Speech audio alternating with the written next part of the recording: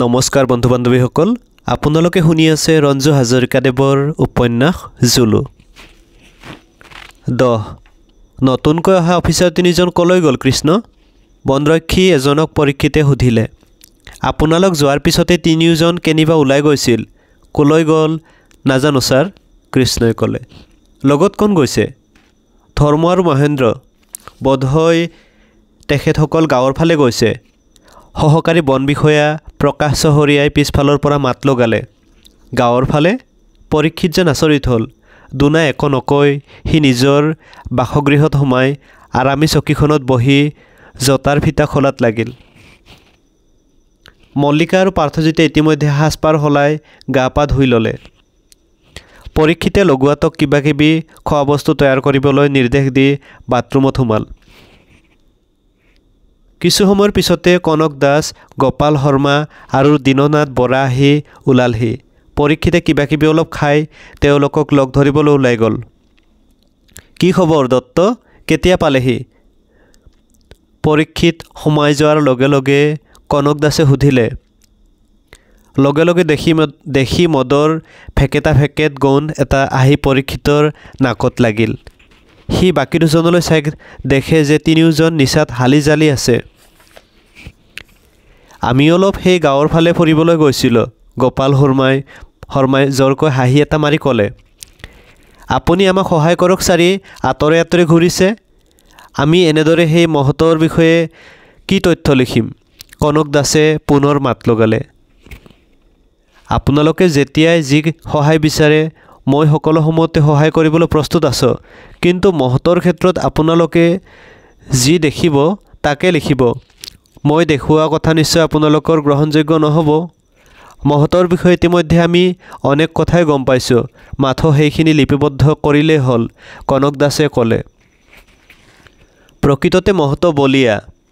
সি ইতিমধ্যে অনেক মানুহ তথা পশু হত্যা কৰিছে। তদুপৰি ভ্ৰমণকাৰী এই অৰণ্যত ভ্ৰমণ কৰাটো এক ভয়াৱহ কথা।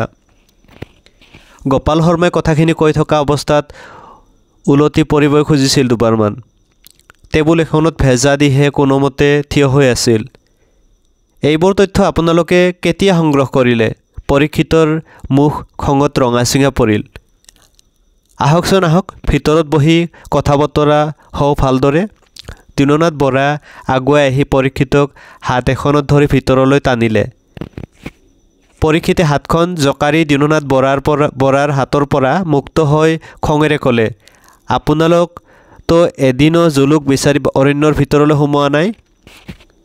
ভাল কথা কৈছে, অৰণ্যত সোমাই আমি জুলুৰ হাতত পৈতৃক প্ৰান্ত এৰি থৈ আহিলেহে হ'ব।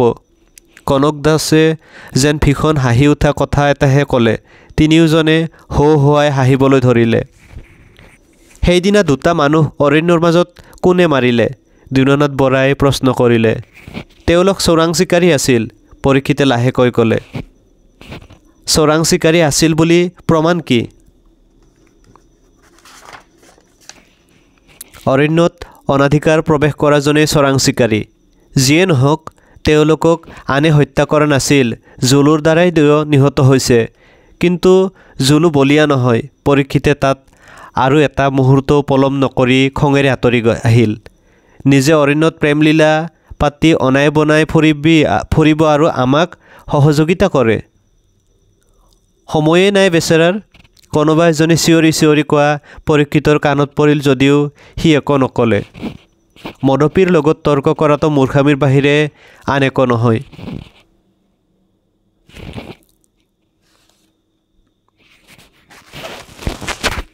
খন্তেক পিছতে এজন সহকাৰী অফিচাৰ আহি পৰীক্ষিতৰ ওচৰত থিয় হ'ল। আহক শইকীয়া, বহক। পৰীক্ষিতে সহকাৰীজনলৈ চাই ক'লে। শইকীয়া এখন চকীত বহিল। কওক।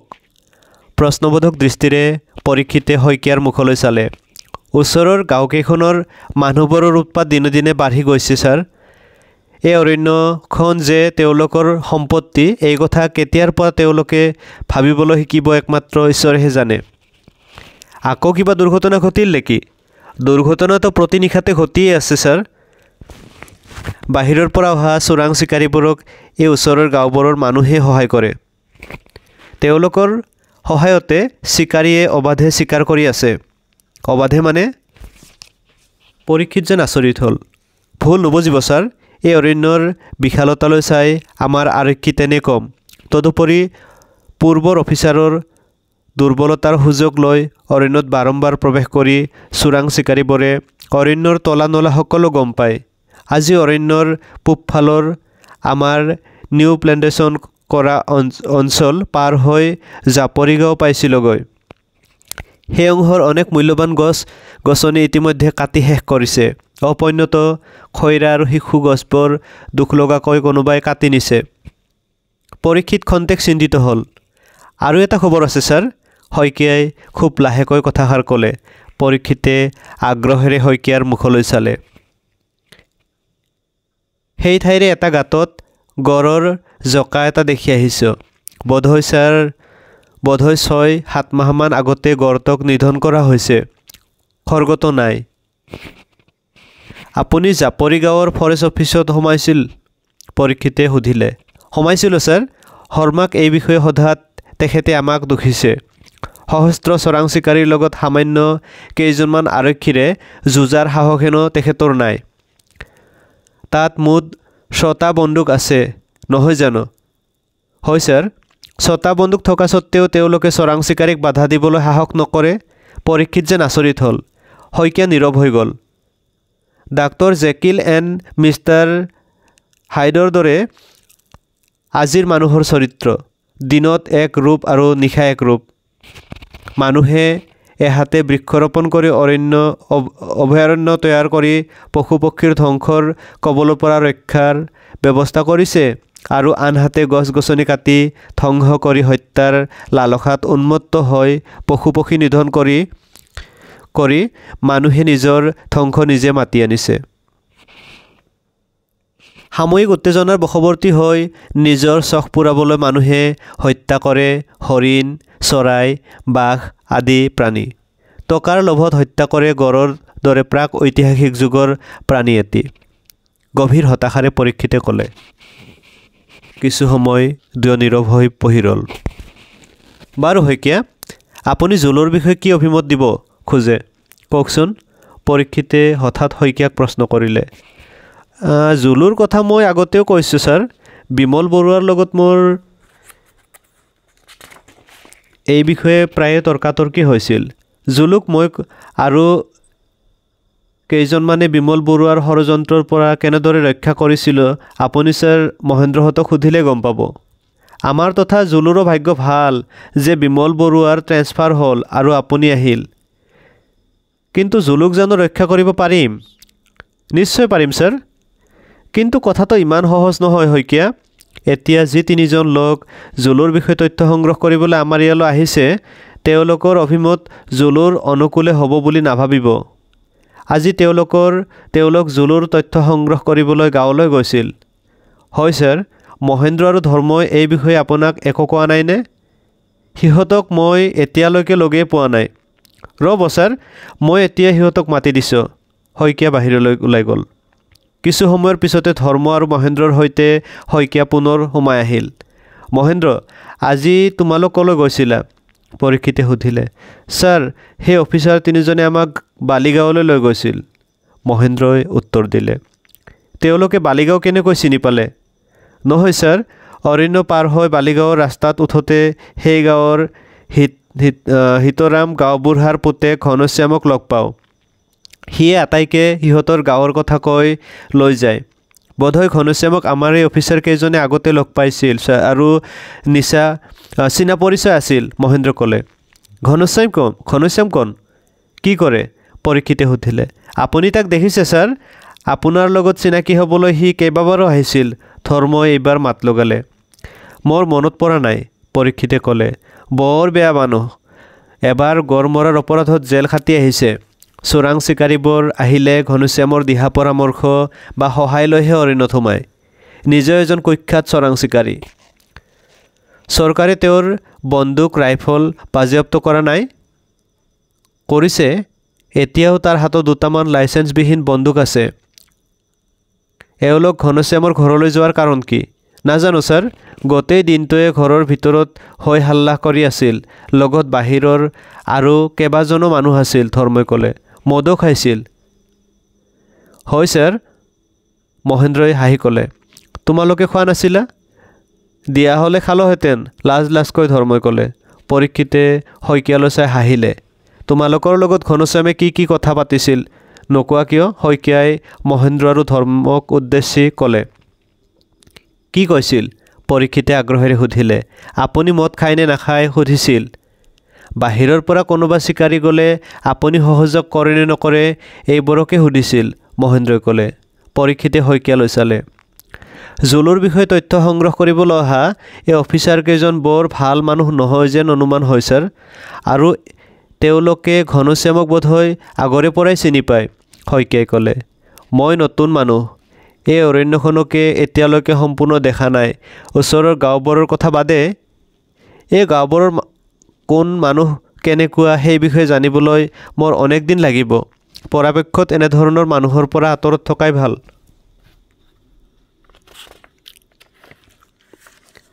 ছাৰ, এই নতুন অফিচাৰ তিনিজনে গাঁৱৰ পৰা ঘূৰি অহাৰ পথত আমাক পহু চিকাৰৰ কথা সুধিছিল, ধৰ্মই পুনৰ ক'লে।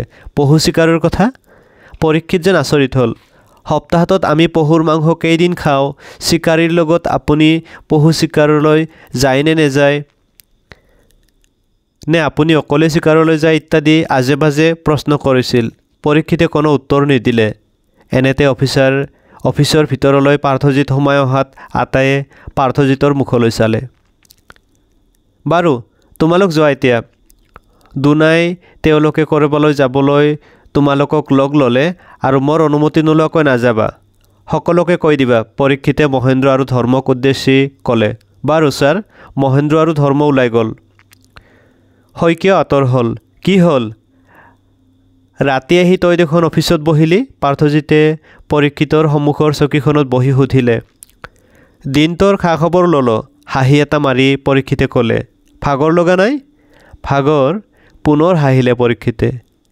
আমি কামৰ মাজেৰে জিৰণি লওঁ, তই আকৌ ইয়ালৈ কিয় আহিলি?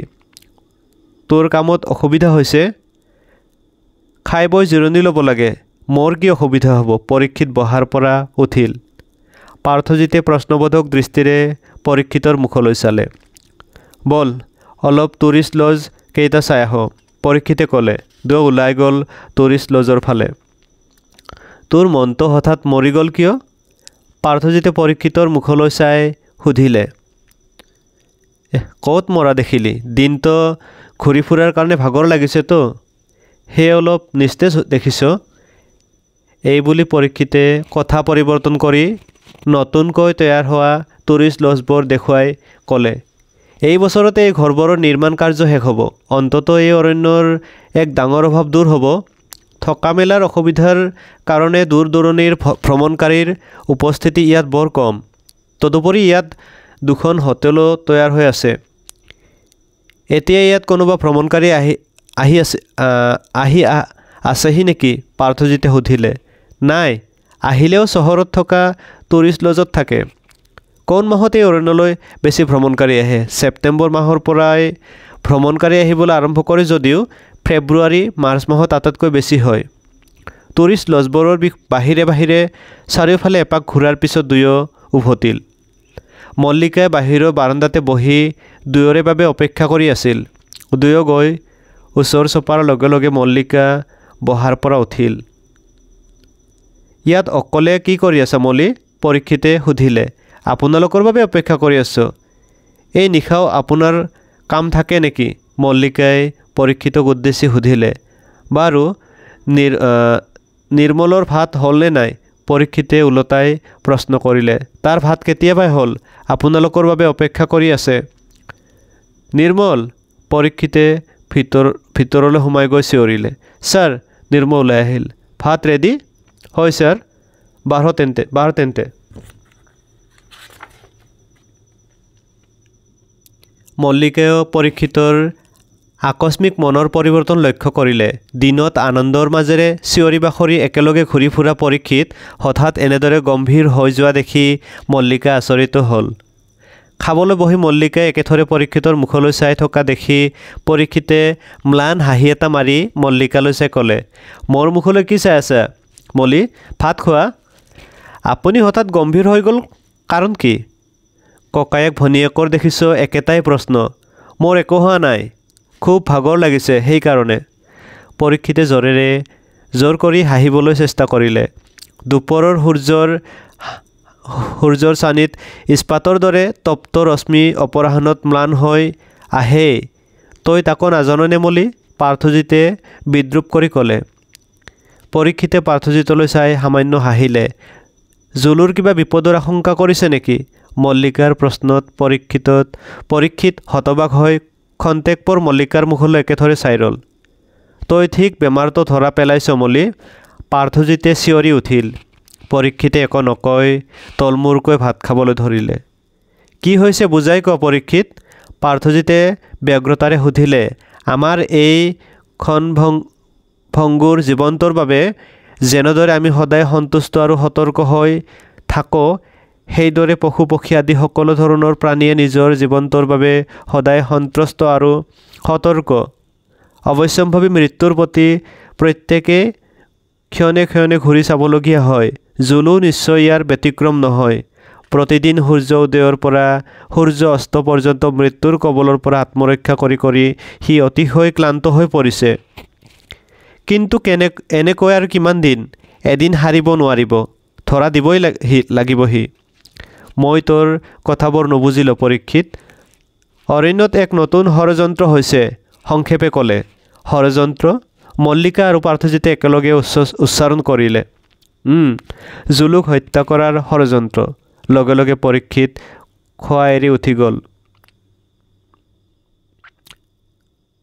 পিছদিনা সূৰ্যোদয়ৰ আগতে মল্লিকাই শোৱা পাতি এৰি বাহিৰলৈ ওলাই আহিল।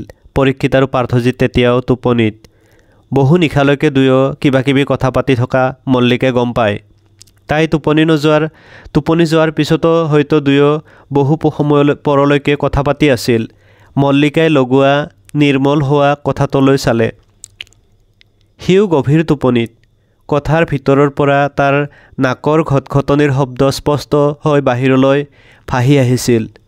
মল্লিকা ধীৰে ধীৰে আগুৱাই গৈ গেটখন খুলি বাহিৰৰ ঘাঁহেৰে ঢাকি ৰখা মুকলি ঠাইডোখৰত থিয় হৈ ওচৰৰ অৰণ্যখনলৈ চালে।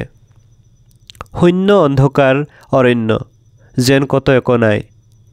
অৰণ্যৰ কাষে কাষে গাঁৱৰ ফালে যোৱা মটৰ যাব পৰা বাটটো এটা প্ৰকাণ্ড মৰা অজগৰ সাপৰ দৰে পৰি আছে। জাকে জাকে ক'ৰবাৰ পৰা উৰি আহিছে চিনাকি অচিনাকি পক্ষীৰ জাক। চাৰিওফালে সুস্নিগ্ধ দৃষ্টিৰ প্ৰলেপ বোলায়।